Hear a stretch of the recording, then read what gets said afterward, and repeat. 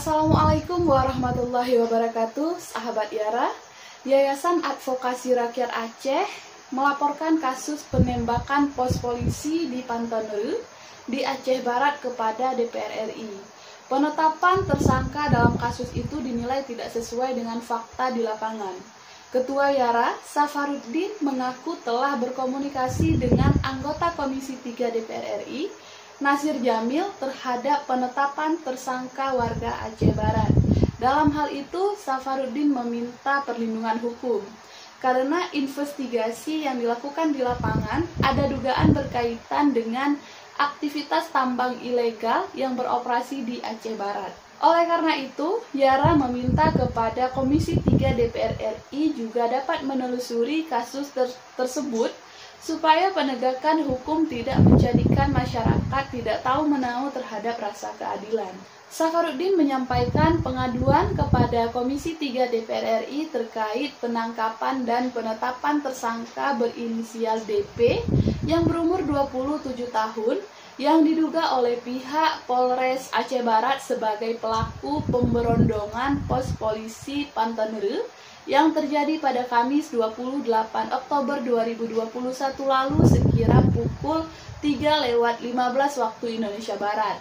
Pengaduan tersebut disampaikan langsung oleh Ketua Yara, Safaruddin, kepada Komisi 3 DPR RI melalui anggota Komisi 3 yakni Nasir Jamil. Dalam pertemuan itu, Safar juga menyampaikan jika kasus yang menjerat DP tersebut saat ini sedang didampingi oleh Yara. Safaruddin juga meminta adanya perlindungan hukum dari Komisi 3 DPR RI lantaran pendampingan hukum oleh Yara terhadap DP yang ditetapkan tersangka diduga memiliki kaitan dengan aktivitas tambang ilegal yang selama ini beroperasi di Aceh Barat. Safaruddin juga menyebutkan bahwa anggota Komisi 3 DPR RI tersebut akan membawa persoalan pengaduan itu dalam rapat dengan pimpinan Polisi Republik Indonesia. Baik, selanjutnya kita beralih ke Aceh Timur. Ketua Yara Perwakilan Aceh Timur, Tengku Indra Kusmeran SH, sangat mengapresiasi terhadap putusan kasasi nomor 12K/AG/JN/2021 tentang putusan terhadap mantan Kepala Dinas Perikanan Aceh Timur Oknum S. Putusan itu salah satu bukti penegak hukum serius dalam menangani perkara yang tidak tebang pilih. Dan Yara berharap agar Kejaksaan Negeri ID segera melakukan eksekusi terhadap Oknum S, mantan Kepala Dinas Perikanan Aceh Timur yang sudah jelas bersalah sesuai dengan putusan kasasi Mahkamah Agung Republik Indonesia, yang mana sebelumnya Oknum S diputuskan pada tingkat pertama 30 ukubat cambuk dan tingkat banding diputuskan 30 bulan penjara, sementara putusan kasasinya kemarin 15 ukubat cambuk. Sebagaimana berita yang dihembuskan beberapa bulan lalu bahwa pihak Yara telah memfitnah Oknum S, maka sekarang terjawab siapa yang sebenarnya memfitnah Yara. Dikatakan sebelumnya Yara sempat memeras namun tidak bisa dibuktikan secara hukum. Dan Yara akan segera melaporkan kembali oknum pengacara yang mencemarkan nama baik Yara apabila oknum pengacara tersebut tidak meminta maaf. Baik, selanjutnya kita masih dalam wilayah Aceh Timur, yang mana sejumlah pengunjung Pelabuhan Perikanan Nusantara atau PPNI Kabupaten Aceh Timur mengeluh kesulitan mengakses fasilitas umum berupa toilet atau MCK. Pada Jumat 5 November 2021, Safaruddin mengatakan sekelas PPNI yang merupakan pelabuhan kelas 2 di bawah Pelabuhan Perikanan Samudra tidak ada fasilitas MCK-nya, yang mana merupakan fasilitas publik karena tidak mungkin ketika pengunjung perlu ke kamar mandi harus ke masjid yang tak jauh dari lokasi PPNI tersebut. Kuala atau PPN ini merupakan fasilitas publik yang setiap hari ramai nelayan dan pedagang beraktivitas. Begitu juga pengunjung, banyak yang datang dari berbagai daerah untuk melihat suasana PPN ini dan menikmati kuliner ikan panggangnya. Safarudin menuturkan bahwa MCK itu penting. Pelabuhan sekelas PPNID ini harus dilengkapi toilet dan fasilitas ibadah seperti musola dan tempat wudhunya sebelum dibangun. Seharusnya fasilitas publik itu adalah syarat pendukungnya. Sejumlah pedagang kuliner ikan bakar di Kuala ID juga tidak menyediakan fasilitas MCK di warkopnya karena tempatnya sempit. Sementara itu, Kepala PPNID Ermansyah mengatakan bahwa MCK di PPNID sudah dibangun sejak 2016 silam. Posisi MCK tersebut agak tersembunyi di belakang kantor PPNID dan di samping gudang genset. Selain itu juga tertutup oleh banyaknya parkir kendaraan roda 2 di daerah tersebut. Jadi dulu ada petunjuk arah yang mana sekarang sudah hilang. Jadi kedepannya pemerintah daerah setempat akan mengusahakan dibuat kembali rambu petunjuk arah tersebut agar pengunjung tahu lokasi MCK-nya. Baik sahabat Yara, selanjutnya kita beralih ke Loksmawe. Yayasan Advokasi Rakyat Aceh Perwakilan Kota Loksmawe, Ibnu Sina, mendesak PT PBAS Patra Bada Arun Solusi untuk menyelesaikan persoalan gaji karyawan PT Mitai, Mitra Agung Indonesia Infrastruktur yang belum tuntas dilakukan pembayaran. Sebelumnya, PT PBAS hanya membayar tunggakan gaji untuk 50 orang saja, sementara jumlah total karyawan sebanyak 80 orang. Jadi masih ada 30 orang karyawan lagi yang belum terselesaikan. Hasil pertemuan antara PT Mitai bersama perwakilan dari 80 karyawan dengan PT PBAS sejak 2020 hingga Juli 2021 sudah ada satu kesepakatan untuk penyelesaian pembayaran sisa gaji karyawan. Dalam kesepakatan itu, PT PBAS bersedia membayar seluruh tunggakan gaji karyawan PT Mitai. Hal ini sebagaimana diarahkan oleh Dinas Pelayanan Satu Atap dan Tenaga Kerja Kota Loksmawe. Ibnu menuturkan, seharusnya untuk bulan September, PT PBAS tidak melakukan pembayaran terhadap 50 orang karyawan saja. Bahkan menurutnya, pihak Disnaker Provinsi Aceh sudah mengeluarkan surat rekomendasi pembayaran gaji karyawan. Namun, PT PBAS menyelesaikan hanya 50 karyawan saja. Pihak PT PBAS mengklaim bahwa pembayaran untuk 50 karyawan sesuai rekomendasi dari Disnaker Provinsi Aceh.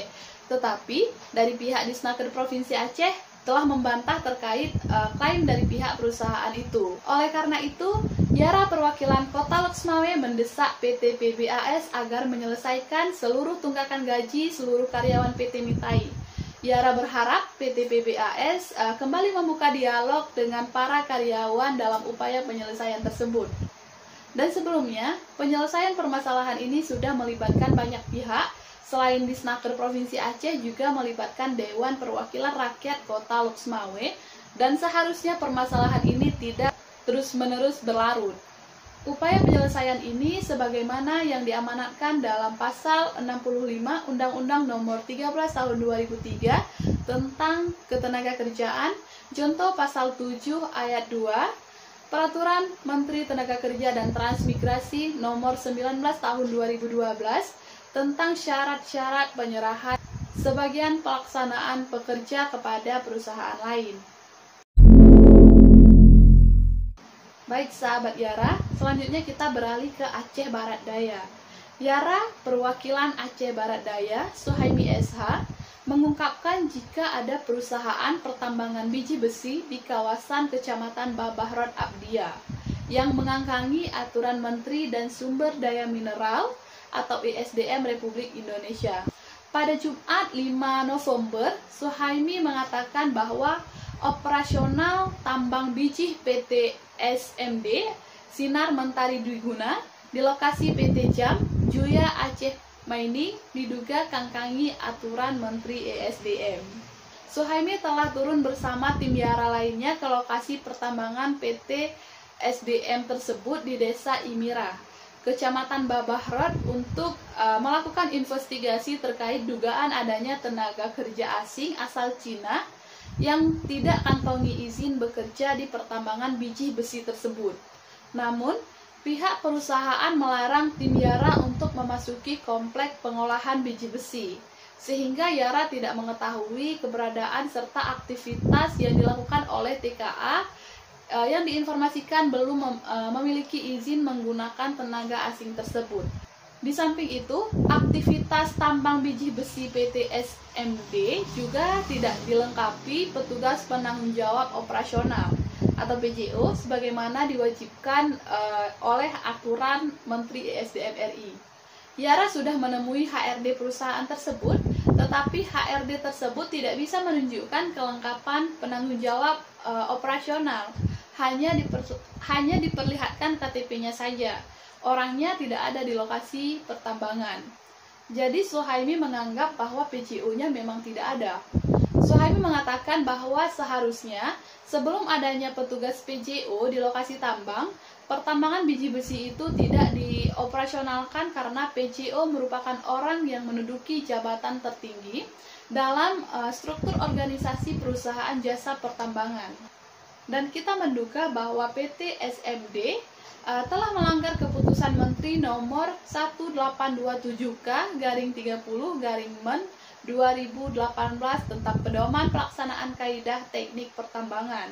Dan di samping itu, perusahaan pertambangan juga mendatangkan TKA secara diam-diam tanpa melaporkan kepada pemerintah daerah setempat.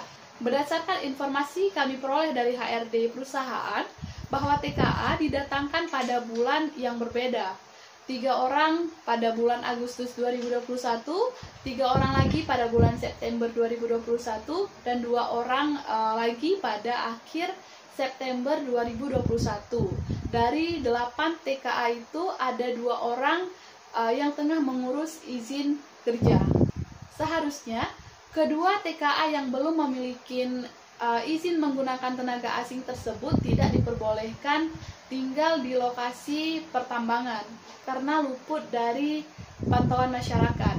Baik, kita menduga bahwa TKA yang belum memiliki IMTA itu sudah mulai bekerja secara ilegal di tambang itu sebab pihak perusahaan tidak mengizinkan tim Yara masuk ke lokasi operasional untuk melihat aktivitas dari TKA tersebut. Baik, selanjutnya kita beralih ke Nagan Raya. Kepala Yara Perwakilan Nagan Raya, Muhammad Zubir SH, mendesak Komisi Pemberantasan Korupsi untuk segera mengumumkan nama-nama tersangka dalam kasus dugaan suap perizinan pembangkit listrik tenaga uap 3 dan 4 Nagan Raya. Nama-nama tersangka sangat perlu segera diumumkan dalam kasus tersebut. Hal itu untuk membuat jelas isu dan polemik ketidakpastian dalam masyarakat karena sudah menjadi tanda tanya besar. Zubir menyebutkan bahwa untuk sebuah kepastian hukum maka KPK perlu segera mengumumkan nama-nama tersangka agar kita tahu siapa tersangkanya. Banyak yang sudah dipanggil KPK untuk dimintai keterangan, namun yang belum ada nama yang diumumkan menjadi tersangka. Zubir mengatakan bahwa dugaan tindak pidananya sudah ada tetapi pelakunya tidak ada. Jadi agar kita tidak menduga-duga, nama tersangkanya harus segera diumumkan. Selama ini publik sangat mendukung dan menaruh harapan besar pemberantasan korupsi di tanah air oleh KPK. Dan Yara berharap dengan adanya KPK yang turun langsung ke Aceh untuk memeriksa dan membersihkan dugaan tindak pidana korupsi di Nagaraya. Ini akan menjadi sebuah contoh kasus yang mempunyai efek besar terhadap isu tindak pidana korupsi sekecil apapun. Jadi kedepannya setiap orang yang mempunyai niat saja untuk melakukan tindak pidana korupsi akan insaf dan mengurangi niatnya. Makanya kita berharap bahwa KPK tidak terkesan main-main dalam menangani perkara tindak pidana korupsi ini. Terima kasih. Wassalamualaikum warahmatullahi wabarakatuh.